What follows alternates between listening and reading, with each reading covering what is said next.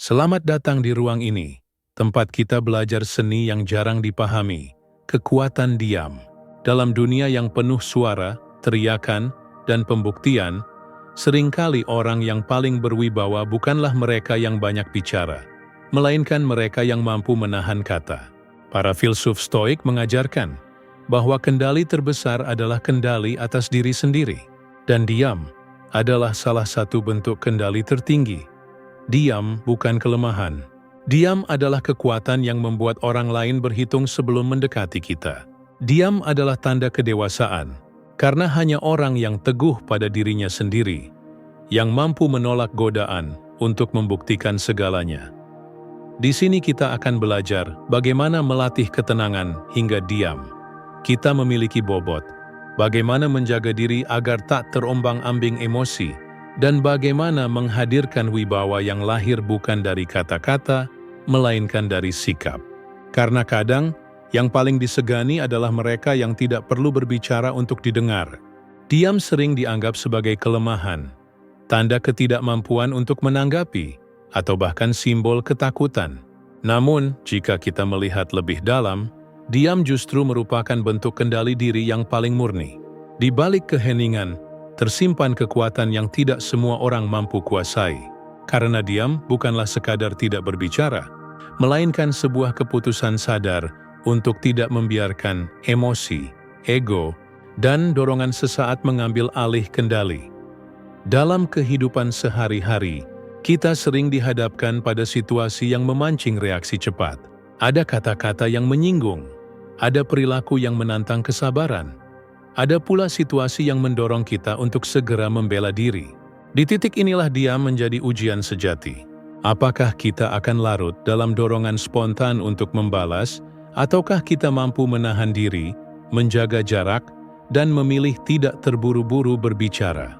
Filsuf Stoik mengajarkan bahwa manusia tidak memiliki kendali atas dunia luar, tetapi sepenuhnya berdaulat atas dirinya sendiri. Marcus Aurelius menulis bahwa bukan peristiwa yang melukai kita, melainkan penilaian kita terhadap peristiwa itu. Maka diam adalah wujud nyata dari kebijaksanaan ini. Ketika kita diam, kita menunda penilaian, kita menolak dikuasai oleh perasaan yang bergejolak, dan kita memilih untuk menjadi penguasa atas diri sendiri. Kendali diri lewat diam adalah fondasi dari wibawa.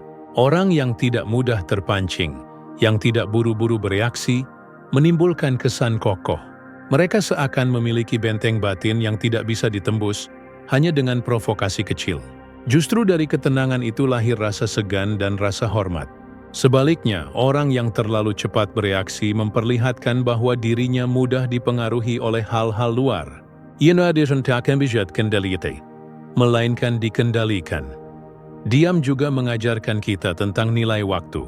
Setiap kata yang diucapkan tidak akan bisa ditarik kembali. Seringkali, penyesalan datang bukan karena kita diam, melainkan karena kita terlalu banyak berbicara. Kata-kata yang lahir dari emosi sesaat bisa menghancurkan hubungan, merusak reputasi, bahkan membuat orang kehilangan kepercayaan.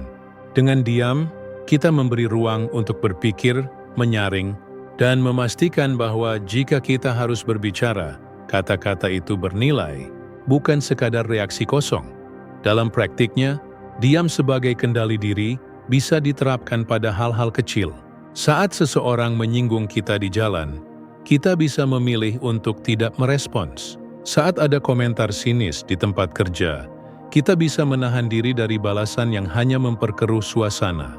Atau ketika berada dalam perdebatan, kita bisa diam, mendengarkan lebih banyak, lalu berbicara pada momen yang tepat dengan kalimat yang singkat, namun menancap. Kita perlu memahami bahwa diam bukan berarti pasif. Diam bukan berarti kalah. Diam adalah tindakan aktif untuk menguasai diri, menimbang, dan memilih langkah dengan sadar. Justru orang yang mampu diam dengan bijak adalah mereka yang paling kuat, karena kekuatan sejati tidak tampak dari siapa yang paling keras suaranya, melainkan dari siapa yang paling tenang di tengah badai. Dalam Stoikisme, kendali diri adalah kunci menuju kebijaksanaan, dan diam adalah salah satu pintu masuknya. Dengan diam, kita berlatih untuk menahan emosi, membangun ketabahan, dan menjaga diri dari penyesalan. Karena pada akhirnya, kekuasaan terbesar bukanlah menguasai orang lain, melainkan menguasai diri sendiri. Maka, mulailah menghargai kekuatan diam. Gunakan ia bukan untuk melarikan diri, tetapi untuk berdiri teguh. Biarlah orang lain gaduh dengan suaranya, tetapi kita tetap tenang dengan kendali kita. Karena pada akhirnya, diam yang terkendali akan lebih berbicara daripada 1000 kata yang lahir dari amarah. Wibawa sering dipahami sebagai sesuatu yang lahir dari kekuatan fisik, kedudukan, atau kekayaan. Namun, bila kita perhatikan dengan seksama, wibawa yang sejati tidak selalu datang dari hal-hal itu. Wibawa sejati lahir dari ketenangan, dari kemampuan seseorang menjaga dirinya tetap kokoh, tidak mudah goyah, syai dipilakwadai terwancun oleh keadaan di sekelilingnya. Ketenangan adalah bahasa yang lebih kuat daripada suara lantang. Seorang yang tenang, meski hanya duduk diam, seringkali mampu menghadirkan rasa segan yang tidak dimiliki oleh mereka yang banyak bicara. Orang-orang di sekitarnya akan merasakan aura yang berbeda, seakan ada kekuatan tersembunyi yang membuat mereka berpikir 2 kali sebelum bersikap sembarangan. Wibawa seperti ini tidak bisa dipaksakan. Ia tumbuh dari dalam, dari sikap hidup yang konsisten, dari kendali diri yang terus dipelihara. Filsuf Stoik mengingatkan bahwa seseorang tidak boleh menjadi budak emosi. Sebab, begitu emosi menguasai, hilanglah kejernihan berpikir. Orang yang meledak-ledak dalam kemarahan, meskipun ia kuat secara fisik, justru kehilangan wibawa di mata banyak orang. Sebaliknya, mereka yang mampu menjaga ketenangan, meski dalam tekanan paling berat, menunjukkan kualitas jiwa yang jauh lebih tinggi. Itulah mengapa Marcus Aurelius, seorang kaisar yang menguasai separuh dunia kala itu, lebih sering dikenal karena kebijaksanaannya dalam menghadapi persoalan dengan kepala dingin, bukan karena kekerasan atau kemewahan. Ketenangan juga melahirkan kepercayaan. Seorang pemimpin yang tenang membuat orang-orang di sekitarnya merasa aman. Seorang teman yang tenang memberi kenyamanan bagi lingkungannya. Bahkan dalam dunia kerja, orang yang tetap tenang ketika masalah datang akan lebih dihormati daripada mereka yang panik atau menyalahkan keadaan. Wibawa yang lahir dari ketenangan ini pada akhirnya menjelma menjadi fondasi kepercayaan. Orang lain yakin bahwa kita dapat diandalkan. Namun, ketenangan bukan sesuatu yang lahir begitu saja. Ia adalah hasil latihan. Latihan untuk tidak bereaksi secara berlebihan. Latihan untuk mendengarkan lebih banyak daripada berbicara. Latihan untuk menunda keputusan hingga pikiran benar-benar jernih. Dalam Stoikisme, latihan ini dikenal sebagai bentuk pengendalian diri. Kita diajak untuk tidak membiarkan dunia luar mengguncang batin kita. Sehingga, ketika badai datang, hati tetap kokoh, pikiran tetap waras, dan tindakan tetap terarah. Bayangkan 2 orang menghadapi situasi yang sama.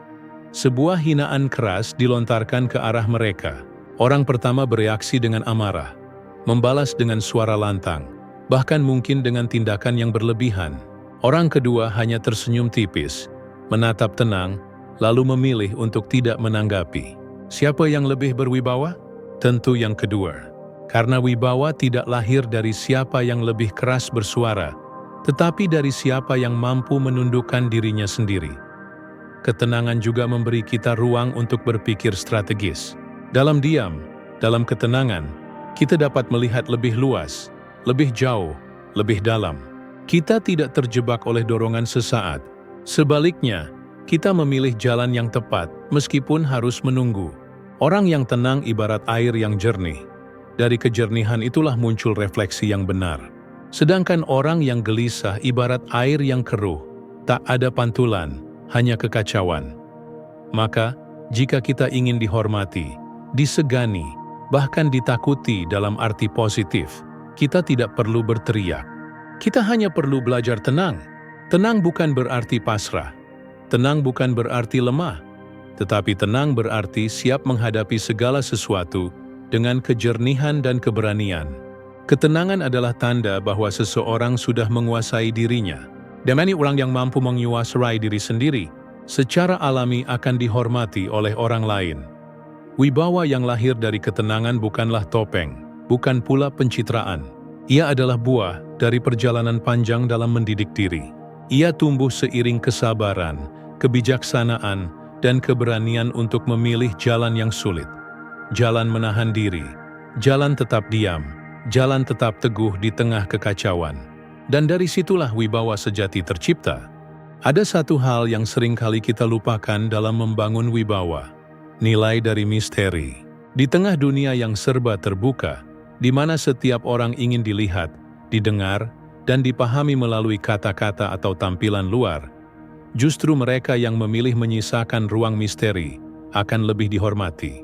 Mengapa demikian? Karena manusia secara naluriah segan pada apa yang tidak sepenuhnya ia pahami. Misteri bukan tentang berpura-pura atau menutupi diri dengan kepalsuan. Misteri adalah seni menahan diri untuk tidak mengumbar semua hal, tidak menaruh seluruh isi hati di atas meja, dan tidak selalu memberi jawaban pada setiap pertanyaan. Dalam ketenangan dan keheningan misteri tumbuh, dan dari misteri itulah rasa segan lahir. Orang yang terlalu banyak bicara seringkali kehilangan wibawa, karena semua yang ada dalam dirinya sudah diketahui. Rahasianya terbuka, kelemahannya mudah terbaca, dan tidak ada lagi batas yang membuat orang lain menjaga sikap. Sebaliknya, orang yang berbicara seperlunya, memilih kata-kata dengan bijak, dan menyimpan sebagian besar pikirannya untuk dirinya sendiri, menciptakan jarak yang membuat orang lain berhati-hati. Itulah segan. Dalam ajaran Stoikisme, kita diajak untuk menahan diri dari kebutuhan untuk selalu menunjukkan diri. Epictetus pernah mengingatkan, jika kamu ingin maju, puaslah terlihat bodoh dalam pandangan orang lain. Kalimat ini mengandung makna mendalam. Orang yang terlalu sibuk membuktikan dirinya akan kehilangan kendali, karena ia menyerahkan harga dirinya pada penilaian luar. Sementara mereka yang tenang, yang memilih untuk tidak selalu membuka diri, justru memiliki kekuatan batin yang lebih besar. Mereka tidak tergantung pada pengakuan, dan ketidakbergantungan itu menciptakan wibawa yang tak tergoyahkan. Misteri juga membuat orang lain bertanya-tanya. Mereka tidak bisa dengan mudah membaca apa yang kita pikirkan, tidak bisa menebak kemana arah langkah kita, dan tidak bisa memastikan batas kemampuan kita. Rasa penasaran yang lahir dari misteri seringkali berubah menjadi rasa hormat, sebab orang akan lebih menghargai mereka yang tidak bisa ditebak dibandingkan mereka yang terbuka tanpa batas. Mari kita lihat contoh dalam kehidupan sehari-hari. Ada seseorang yang selalu menceritakan semua rencananya, setiap langkah hidupnya, bahkan hal-hal kecil dalam kesehariannya. Perlahan, orang di sekitarnya tidak lagi terkesan. Semua hal tentang dirinya sudah bisa diprediksi. Namun ada orang lain yang jarang berbicara tentang dirinya. Tetapi ketika ia bicara, kata-katanya jelas, singkat, dan penuh bobot. Orang-orang mendengarkan dengan saksama, karena mereka tahu, kalimat itu tidak keluar sembarangan. Inilah wibawa yang lahir dari misteri. Misteri juga melatih kita untuk menjaga harga diri. Tidak semua hal layak dibagikan. Tidak semua emosi perlu ditampilkan. Tidak semua rencana pantas diumbar. Dengan menjaga sebagian diri untuk tetap tersembunyi, kita tidak hanya melindungi diri dari kelemahan, tetapi juga menciptakan ruang hening yang menambah kedalaman. Orang yang terlalu terbuka ibarat buku yang sudah terbaca habis, tidak ada lagi alasan untuk menghargainya.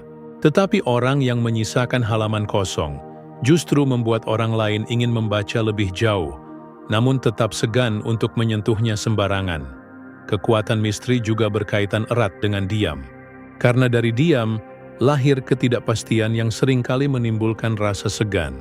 Orang yang diam tidak menunjukkan kartu yang ia pegang. Ia membuat orang lain bertanya-tanya, apakah diamnya adalah kelemahan, atau justru kekuatan yang ia pilih. Dan semakin lama diam itu dipertahankan, semakin besar wibawa yang ditimbulkannya. Stoikisme mengajarkan kita untuk hidup sederhana, berbicara seperlunya, dan menjaga kendali atas diri.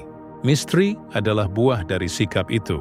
Orang Stoik tidak haus pengakuan, tidak mencari sorotan, dan tidak berusaha tampil lebih dari yang perlu. Justru dari sikap itulah mereka menumbuhkan segan.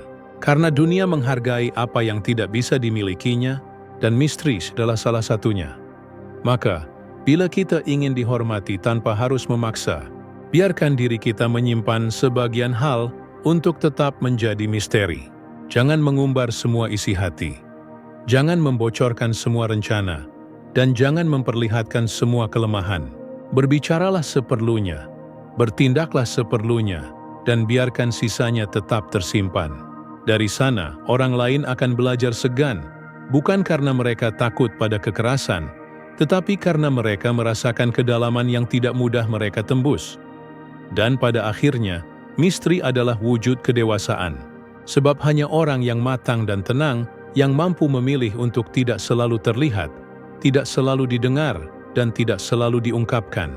Ia tahu, semakin sedikit yang orang lain tahu tentang dirinya, semakin besar pula ruang wibawa yang ia miliki. Hidup ini penuh dengan undangan untuk bertarung. Tidak selalu pertarungan fisik, tetapi seringkali berupa pertarungan ego, kata-kata, dan emosi. Kita dihadapkan pada komentar yang menyakitkan, tuduhan yang tidak berdasar, atau sikap orang lain yang sengaja memancing amarah. Pertanyaannya adalah, apakah semua itu layak untuk dihadapi? Apakah setiap provokasi harus kita balas dengan perlawanan? Jawaban bijak adalah tidak. Tidak semua pertarungan perlu kita masuki, tidak semua tantangan layak kita hadapi. Justru kekuatan sejati seringkali tampak dari kemampuan seseorang untuk memilih pertempuran yang benar-benar penting dan meninggalkan sisanya sebagai angin lalu. Dalam filsafat stoikisme, kita diajarkan untuk membedakan antara hal yang berada dalam kendali kita dan hal yang berada di luar kendali kita. Menghadapi setiap hinaan, setiap ejekan, atau setiap provokasi sama saja dengan membiarkan diri kita dikuasai oleh hal-hal di luar kendali. Itu bukanlah tanda kekuatan, melainkan tanda kelemahan. Orang yang benar-benar kuat tahu kapan harus berdiri tegak dan kapan harus melangkah pergi. Menghindari pertarungan yang tidak perlu bukanlah tanda pengecut.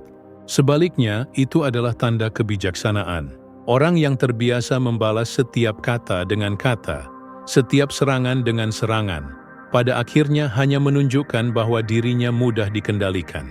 Ia kehilangan ketenangan. Ia kehilangan kendali atas dirinya sendiri.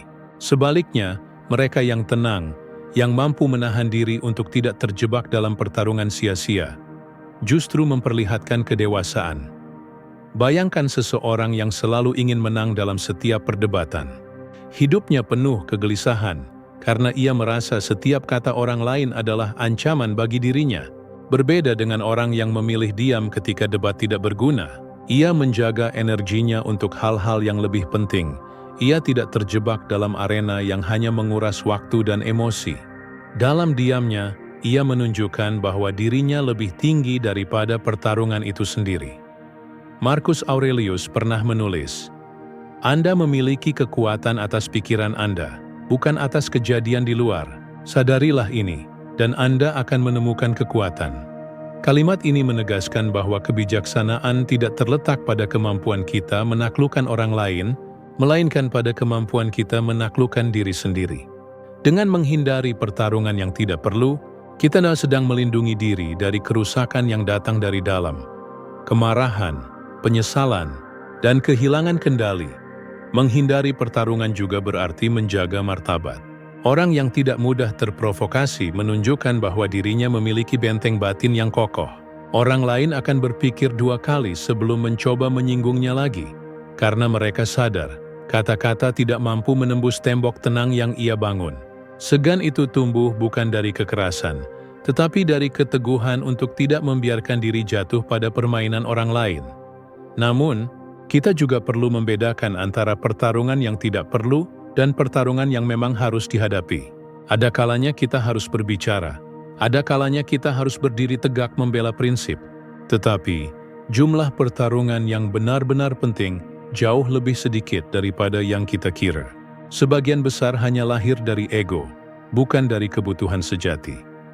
Oleh karena itu, kebijaksanaan sejati terletak pada kemampuan memilih.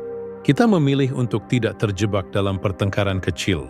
Kita memilih untuk tidak larut dalam debat tanpa arah. Dan kita memilih untuk menjaga ketenangan kita lebih berharga daripada kemenangan sesaat.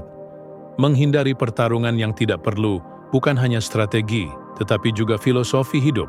Ia menuntut keberanian untuk menahan diri, kerendahan hati untuk mengakui bahwa tidak semua hal layak diperjuangkan, serta keteguhan untuk tetap berjalan di jalur yang benar tanpa teralihkan oleh hal-hal remeh.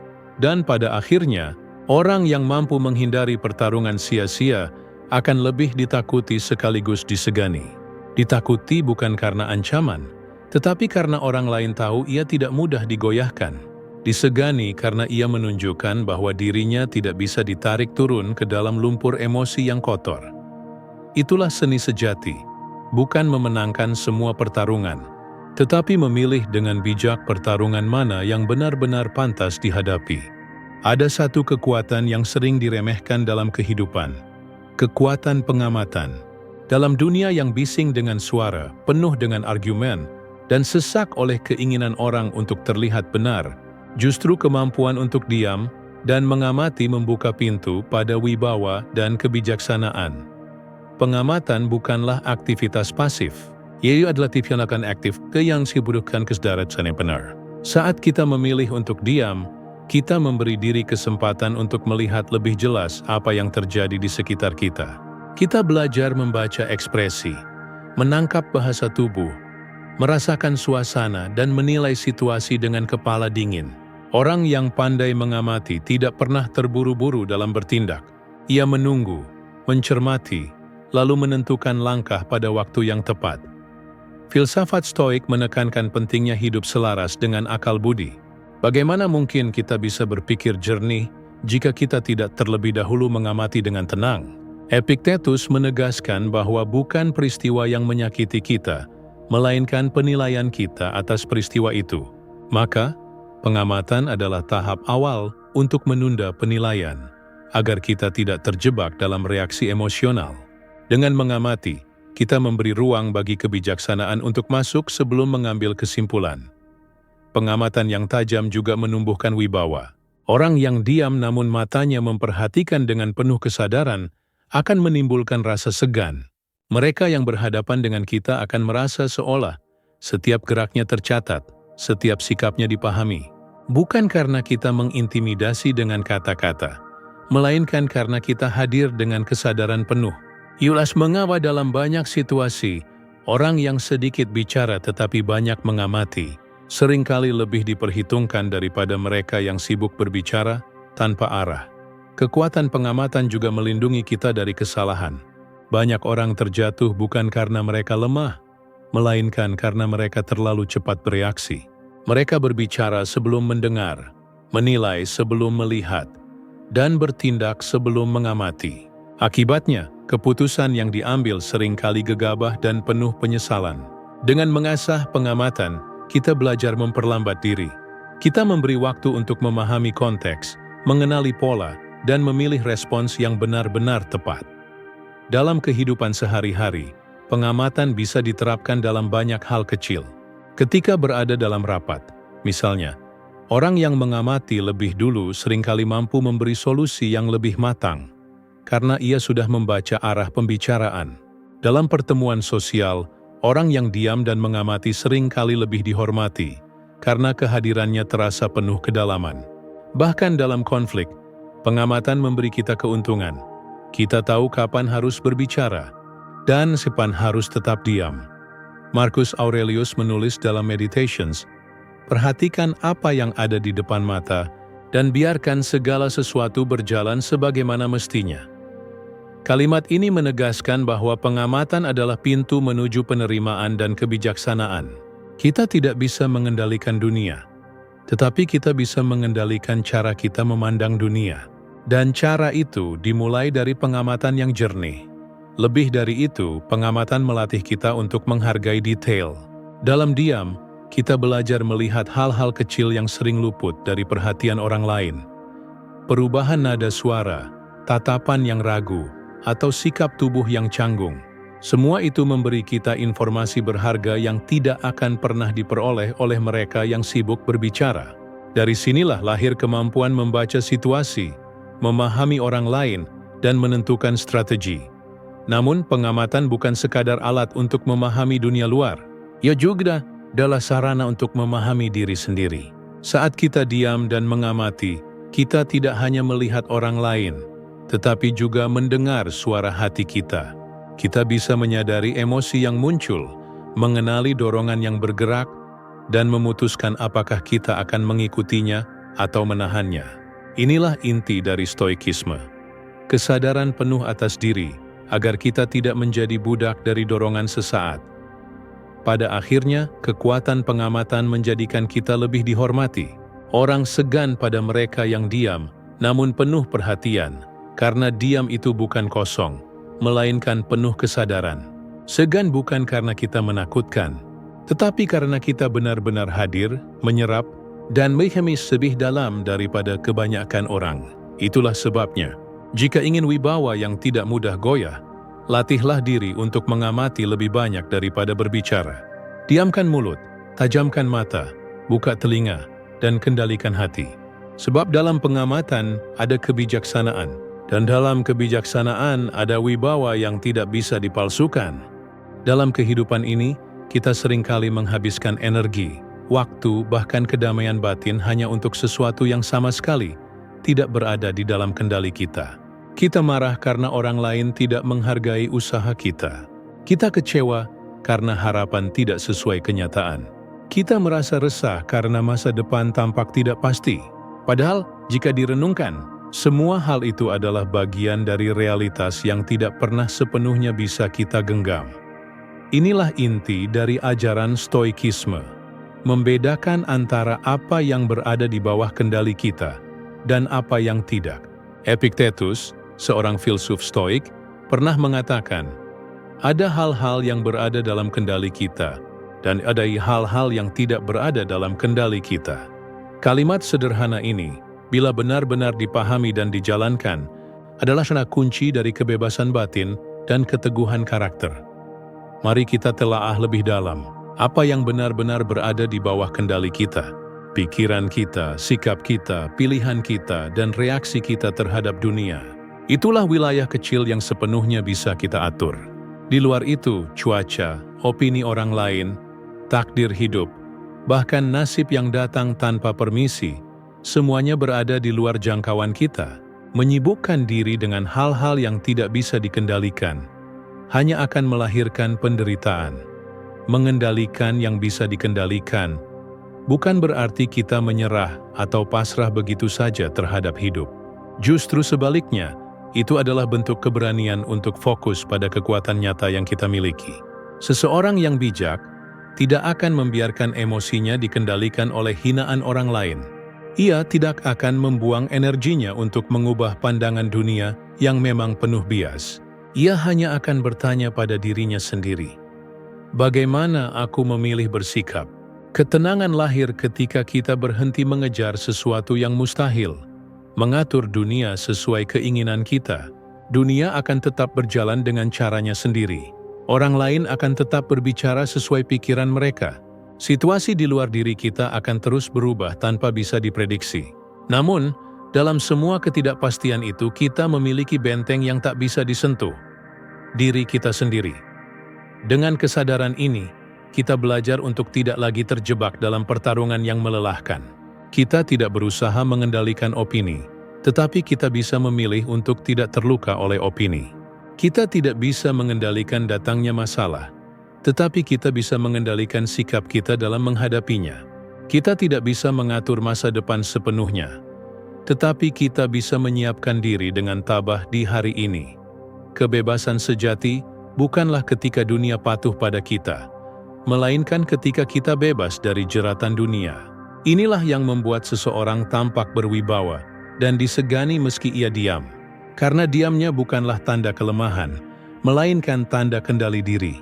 Ia tidak terguncang oleh hal-hal sepele, tidak goyah oleh cemoohan, tidak terbakar oleh hinaan. Maka, renungkanlah, bukankah kekuatan sejati ada pada kemampuan kita menjaga batin, tetap tenang, meski dunia di luar penuh gejolak? Bukankah orang yang paling menakutkan adalah dia yang tidak bisa diprovokasi, tidak bisa digoyahkan, dan tidak bisa diperbudak oleh keadaan? Itulah jiwa stoik sejati, diam, tenang, namun memancarkan wibawa yang tidak mudah dipatahkan. Seringkali kita terjebak dalam anggapan bahwa kekuatan manusia hanya tampak melalui kata-kata. Kita berpikir bahwa wibawa lahir dari kefasihan berbicara, dari kemampuan menyusun kalimat yang indah, atau dari argumen yang tak terbantahkan. Namun kenyataan menunjukkan hal lain. Ada orang yang jarang berbicara, tetapi setiap kehadirannya membawa suasana berbeda. Ia tidak perlu berteriak untuk didengar, tidak perlu menjelaskan panjang lebar untuk dipahami. Keheningannya justru lebih keras daripada 1000 kata. Itulah kekuatan bahasa tubuh. Bahasa tubuh adalah refleksi dari batin yang tidak bisa dipalsukan. Senyum yang dipaksakan akan berbeda dengan senyum yang tulus. Tatapan mata yang mantap berbeda dengan tatapan yang gelisah. Sikap duduk yang tenang berbeda dengan tubuh yang terus gelisah mencari kenyamanan. Semua itu berbicara tanpa suara, dan orang lain akan merasakannya, entah disadari atau tidak. Disinilah Stoikisme memberi kita pelajaran penting.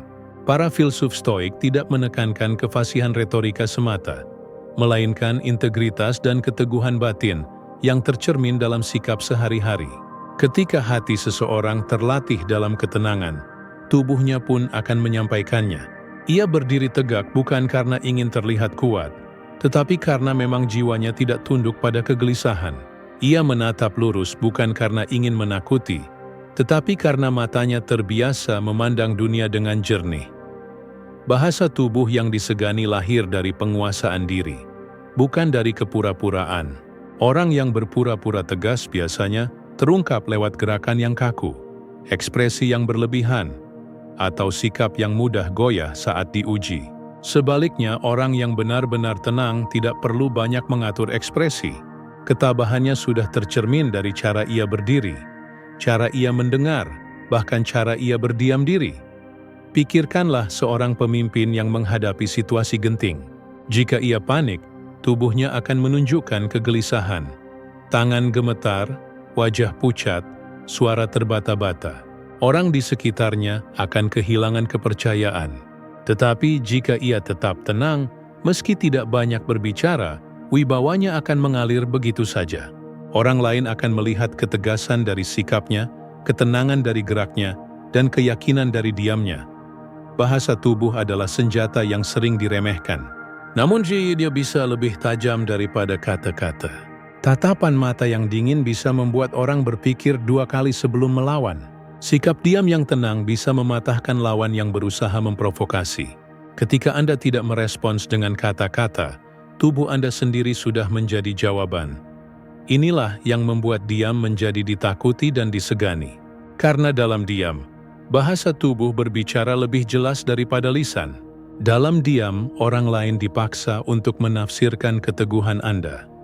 Dan semakin sulit Anda dibaca, semakin besar rasa segan yang muncul. Maka, jangan remehkan bahasa tubuh Anda. Latihlah diri untuk tenang, bukan hanya dalam pikiran, tetapi juga dalam gerak tubuh. Berjalanlah dengan mantap, tataplah dengan jernih, duduklah dengan sikap tegak, dan dengarkan dengan penuh perhatian. Semua itu adalah bahasa diam yang tidak bisa dibantah oleh siapapun. Pada akhirnya, wibawa sejati bukanlah soal seberapa pandai Anda berbicara, melainkan seberapa dalam orang lain merasakan kehadiran Anda. Bahkan ketika Anda tidak mengatakan apapun, banyak orang ingin dihormati, disegani, bahkan ditakuti. Wetenan mencari cara instan untuk mencapainya.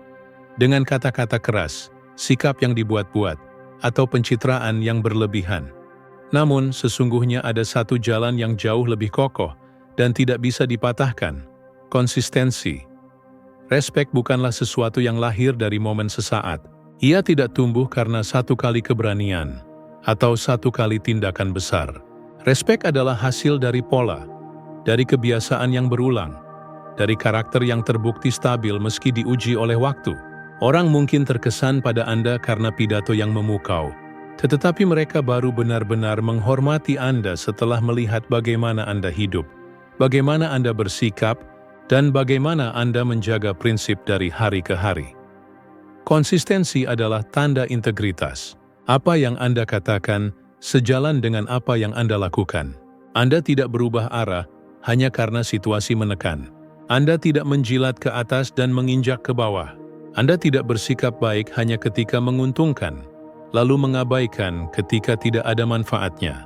Konsistensi berarti Anda dapat diandalkan, dan justru karena itu orang segan melawan Anda. Mereka tahu, Anda bukan tipe yang bisa digoyahkan oleh keadaan atau pendapat orang lain. Dalam Stoikisme, konsistensi menjadi pilar utama.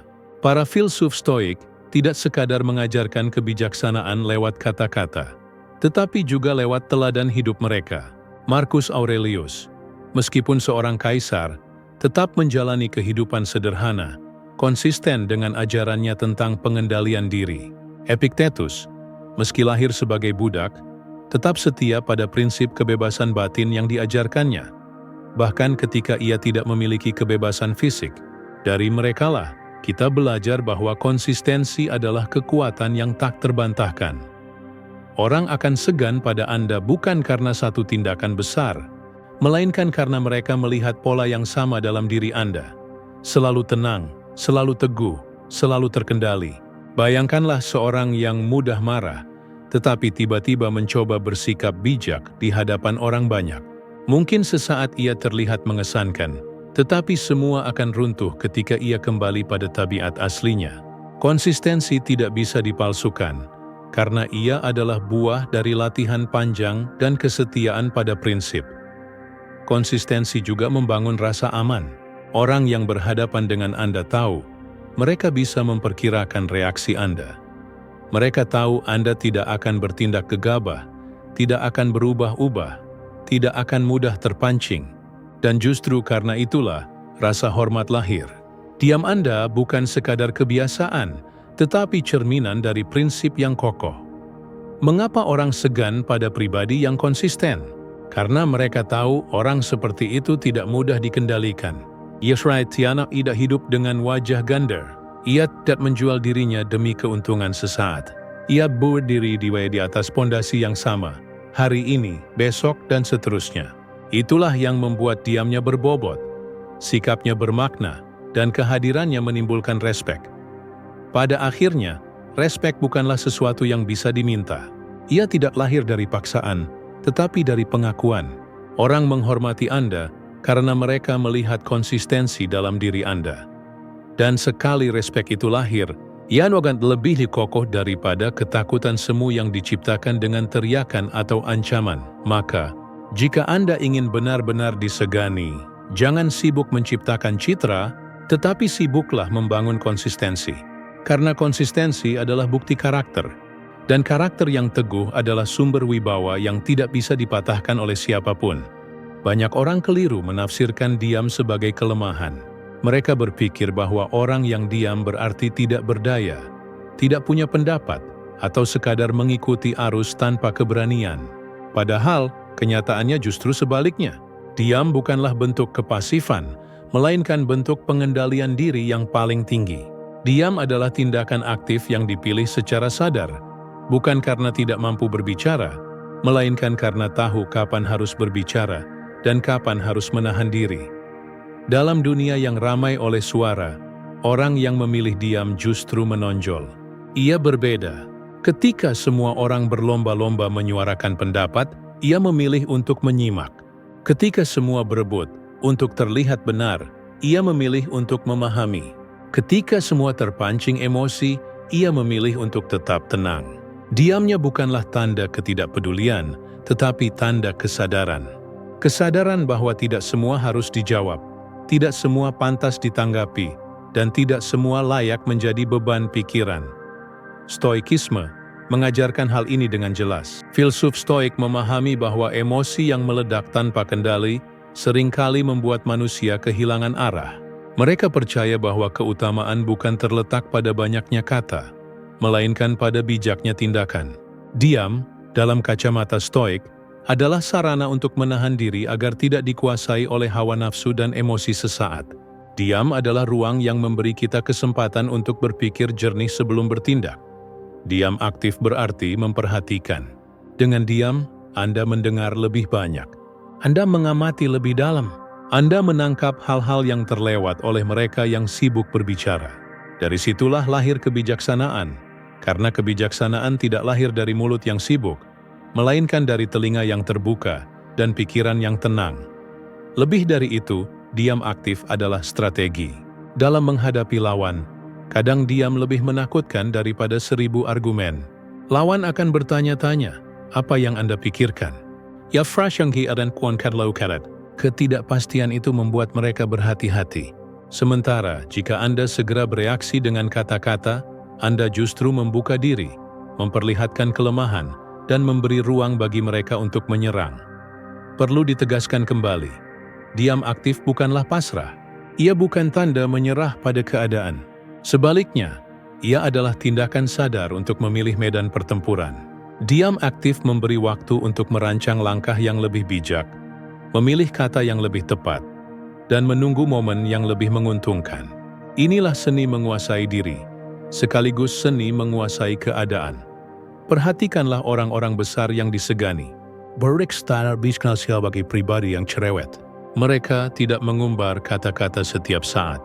Justru karena mereka jarang berbicara, setiap kata yang keluar dari mulut mereka bernilai. Kata-kata mereka diperhitungkan, bukan diabaikan. Diam mereka pun berbicara, dan ketika akhirnya mereka angkat bicara, semua akan mendengarkan. Dengan demikian, kita dapat memahami bahwa diam bukanlah ruang kosong. Diam adalah tindakan yang penuh makna, penuh kendali, dan penuh kesadaran. Diam adalah pilihan untuk tidak terjebak pada emosi sesaat. Diam adalah jalan menuju keteguhan batin. Dan diam pada akhirnya adalah bentuk kekuatan yang membuat orang segan. Karena tidak ada yang lebih menakutkan daripada seseorang yang tidak bisa diprovokasi. Setiap manusia pada dasarnya ingin dihargai, ingin disegani, bahkan dalam kadar tertentu ingin ditakuti. Namun pertanyaan pentingnya adalah, dari mana sumber sejati wibawa itu lahir? Apakah dari kekayaan yang melimpah? Dari jabatan yang tinggi? Dari kata-kata yang lantang? Ataukah dari keteguhan karakter yang tak tergoyahkan? Jawabannya jelas, wibawa sejati tidak pernah lahir dari hal-hal yang fana dan mudah hilang. Kekayaan dapat lenyap, jabatan bisa dicabut, dan suara keras bisa dipatahkan oleh suara yang lebih keras. Tetapi keteguhan karakter, itulah benteng yang tidak bisa direbut siapapun, tidak bisa dicuri, tidak bisa diruntuhkan oleh keadaan. Keteguhan karakter adalah kesetiaan pada prinsip. Ia adalah keberanian untuk tetap jujur meskipun semua orang memilih jalan yang sebaliknya. Ia adalah ketabahan untuk tetap sederhana meskipun dunia menawarkan kemewahan yang menggiurkan. Ia beroneh untuk tetap tenang meskipun badai datang bertubi-tubi. Inilah fondasi yang membuat seorang manusia tidak hanya dihormati, tetapi juga disegani dalam diamnya. Stoikisme menekankan bahwa kebahagiaan dan wibawa bukan berasal dari hal-hal eksternal, melainkan dari dalam diri. Marcus Aurelius, seorang kaisar yang berkuasa atas luasnya kekaisaran Romawi, menulis dalam catatan pribadinya bahwa nilai seorang manusia ditentukan bukan oleh gelar atau hartanya, tetapi oleh kesetiaannya pada kebajikan. Keteguhan karakter adalah mahkota yang tidak bisa diberikan oleh siapapun, selain oleh pilihan dan disiplin diri kita sendiri. Mengapa keteguhan karakter menjadi benteng wibawa? Karena dunia ini penuh dengan ujian, penuh dengan godaan, penuh dengan provokasi. Orang yang karakternya rapuh akan mudah goyah. Hari ini tampak teguh, besok sudah runtuh. Hari ini bicara tentang prinsip, besok sudah menjual prinsip itu demi keuntungan sesaat. Orang semacam ini tidak mungkin menimbulkan rasa segan, karena semua tahu, ia mudah dibeli dan mudah ditaklukkan. Sebaliknya, orang yang karakternya teguh ibarat batu karang di tengah ombak. Ombak boleh datang silih berganti, tetapi karang tetap berdiri. Orang seperti ini tidak perlu banyak bicara, karena sikapnya sendiri sudah menjadi pesan yang lantang. Ia tidak perlu menuntut penghormatan, karena orang lain dengan sendirinya akan menghormati keteguhannya. Keteguhan karakter juga menciptakan kepercayaan. Orang-orang di sekitar Anda akan tahu, mereka bisa bergantung pada Anda. Mereka tahu Anda tidak akan mudah mengkhianati janji. Mereka tahu Anda tidak akan mudah terbakar emosi.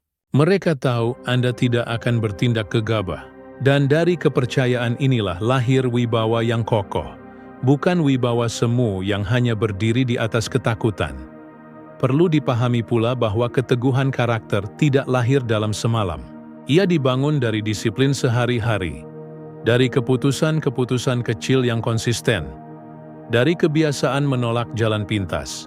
Ia notro adalah buah dari latihan panjang dalam mengendalikan diri, sebagaimana diajarkan para filsuf Stoik, bahwa musuh sejati bukanlah dunia luar, melainkan kelemahan di dalam diri sendiri.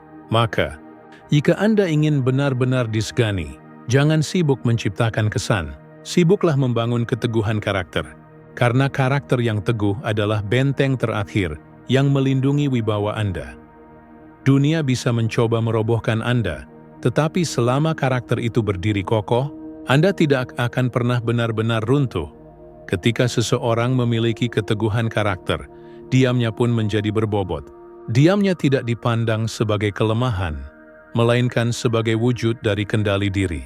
Tatapannya tidak perlu disertai ancaman, karena semua sudah tahu, di balik tatapan itu ada jiwa yang tidak bisa dipatahkan.